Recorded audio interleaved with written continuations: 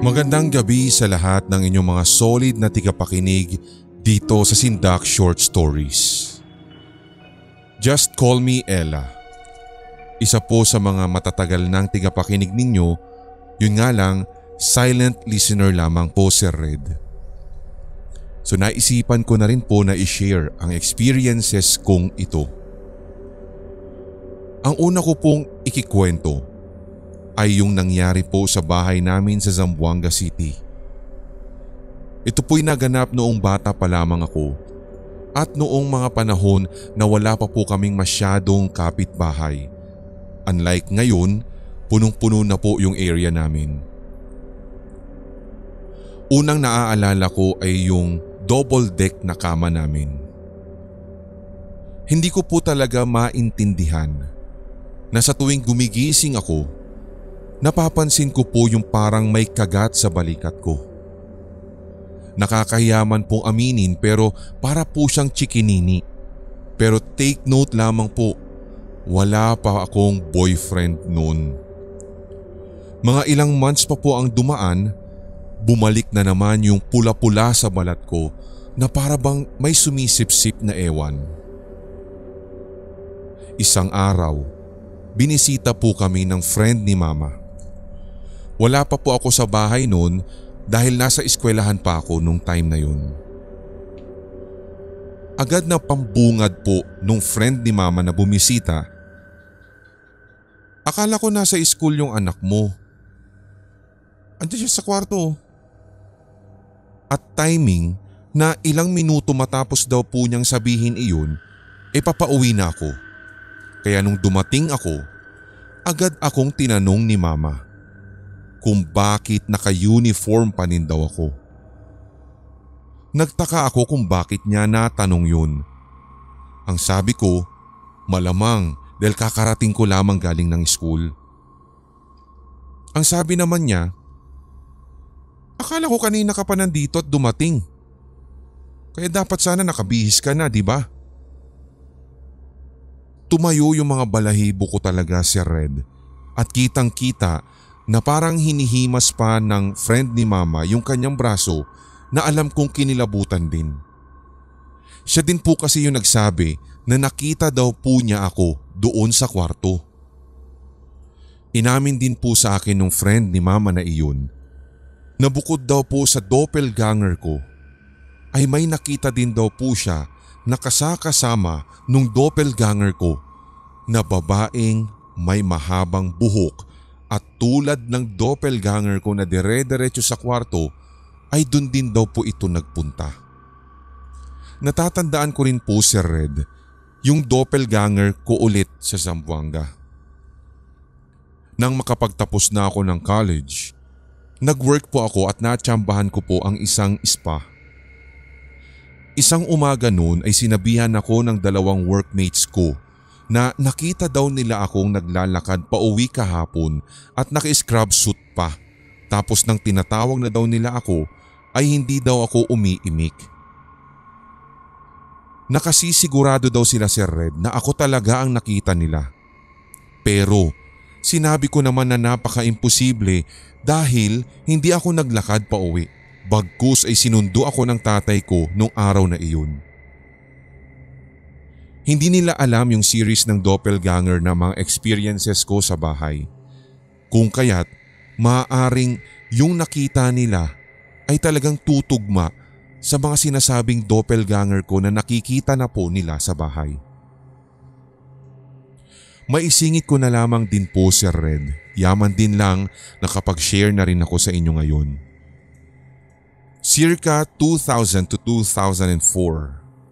So bali may phone pa po noon na usong-uso na unang labas po ng Nokia na the keypad, tapos kasi sikat pa lamang din po yung keypad phone na may camera. Yun bang malabo pa yung megapixels. Naaalala ko na bagyo nung araw ng maganap ito. Kapitbahay lamang din namin sila tito. So nag-blackout po sa aming area and napagtripan po niya na subukan ni tito yung bagong bili po niyang unit ng Nokia na may camera. So pinicturan po niya yung pinsan kong maliit. Nagpailaw pa nga kami ng kandila at meron pa nga pong nakatutok na flashlight. Pagka-picture po ni Tito sa pinsan ko, naibaba niya kaagad yung phone. Alam niyo yung parang nagfo-focus pa lang yung cam, tapos pagka-click niya, sa pag-aakala na na-capture niya na yung subject, naibaba na daw po niya agad. Di syempre, yung sahig na yung nakunan. May flash kasi yung phone niyang iyon. Yung baba ng lamesa ang talagang nakunan niya. Nasindak po talaga kami, Sir Red, sa nakita naming imahe na rumihistro sa larawan.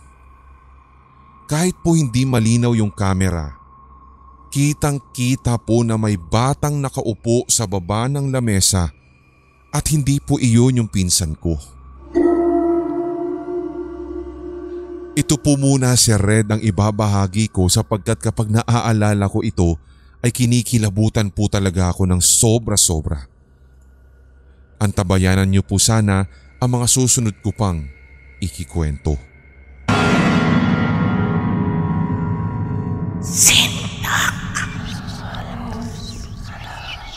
Sa bahay po namin, Sir Red, when it comes to supernatural o kaya naman sa mga horror stories, ay pwede nyo na talagang ilista itong tahanan naming ito. May ibabahagi po ako sa inyo na 2 karanasan ko at ito po'y naganap nung ako ay isang kolehiyo pa lamang. Nagkataon na nung time na iyon ay summer break at Holy Week. Nagising po ako ng maaga sa 6:00 ng umaga. At since bakasyon naman iyon, nag-decide pa nga ako na mag-stay lamang sa bed at mag-daydream na lamang just in case na dadalawin ulit ako ng antok. Pero sa halip po na ako ay mapapikit, napamulat pa ang aking mga mata sapagkat may nadinig po ako mga footsteps na papalapit sa room namin ng sister ko. Dahil nga sa tinatamad ako na bumangon nung araw na iyon, nagtulog-tulugan na lamang po ako imbes na harapin kung sino yung papasok doon sa pintuan namin. Pero ang top of the mind ko, alam kong si mama iyon. I-check kami ng ate ko kung gising na, saka kami uutusan na magsaing o magluto po ng ibi-breakfast namin. Napatigil din po ako, Sir Red, nang tumigil din yung tunog ng footsteps doon sa mismong harap ng door namin. Nag-prepare na rin po ako na pumikit lalo at nadinig ko po na nag-turn yung doorknob at nagbukas ng bahagya yung pintuan ng room namin. Hindi rin naman po nagtagal, Sir Red, ay isinara din po yung pintuan namin na para bang sinilip lang kami kung gising na kami or hindi. Basta't ang alam ko, si mama talaga yun. Matapos po ang ilang minuto, nakaramdam ako ng pagkaihi. So parang sabi ko, okay lang na makita na ako ni mama nagising. Ang alam ko naman sigurado may nakahanda ng pagkain sa baba. So lumabas na ako ng kwarto. Pero laking pagtataka ko, Sir Red, nang madaanan ko yung room ng mga magulang ko. Bahagya po kasing nakabukas yung door at isinilip ko talaga yung ulo ko doon. And then, nakita kong tulog na tulog pa po sila at parehas pang naghihilik. Marahan din po akong nagtungo sa kwarto ng mga kapatid kong lalaki at maging sila ay tulog mantika pa ng oras na yon. Napaisip ako bigla, sino yung pumasok at sumilip sa kwarto namin kanina? Hindi talaga siya nag-a-add up doon sa iniisip ko. Hanggang sa ito na't nagising na rin po lahat halos sila. Una kong tinanong si mama. I asked her kung pumunta ba siya sa room namin at sinilip kami. Pero kunot noo at takang-taka si mama sa sinabi ko at sinabi niyang hindi daw dahil kagigising lamang daw niya't kabababa. Later that day, sina papa at yung mga kapatid kong lalaki naman yung pinagtanungan ko kung sila ba ang nagbukas ng door namin. At maging sila ay takang-taka at sumagot na hindi. Kinilabutan talaga ako nang ma-realize ko na totoo ang sinasabi nila dahil nakita ko rin naman silang tulog. So the question is, sino ang may gawa nun? Hanggang sa sumapit na naman din po ang isang pagkakataon sa college days ko.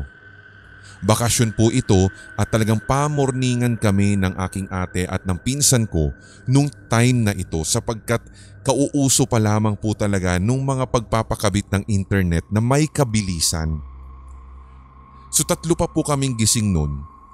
Kung bakit naroroon yung cousin ko, nag-surprise visit po siya at doon na daw muna siya matutulog dahil nais din daw po niyang masubukan yung bilis ng internet na kakakabit pa lamang po sa amin.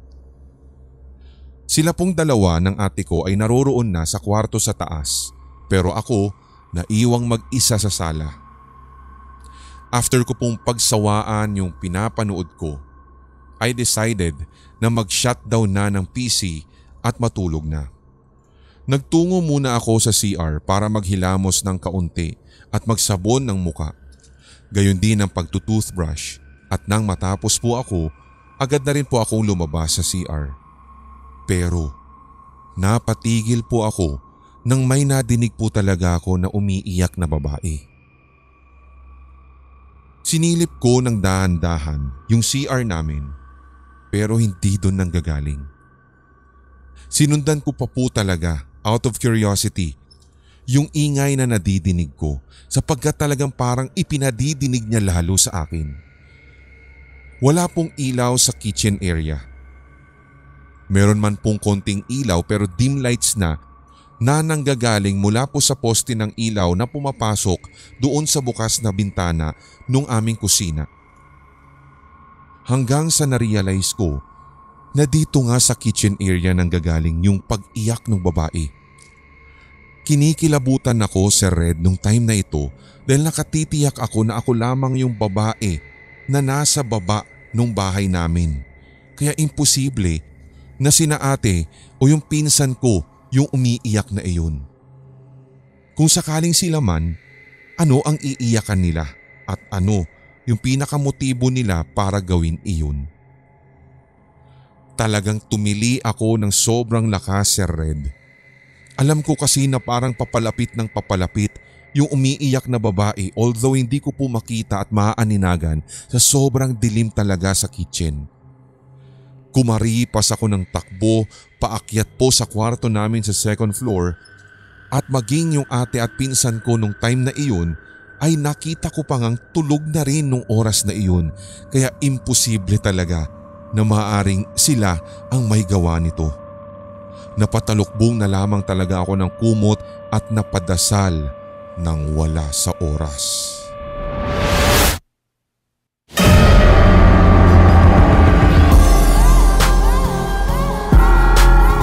At inyong napakinggan ang tampok na one-shot Tagalog horror story. I-like, mag-comment at i-share ang episode na ito sa inyong social media, mga certified kasindak. Huwag pahuhuli sa mga bagong kwentong katatakutan dito sa ating channel kaya pindutin na ang subscribe button at ang notification bell. Hanggang sa susunod na kwentuhan dito sa Sindak Short Stories.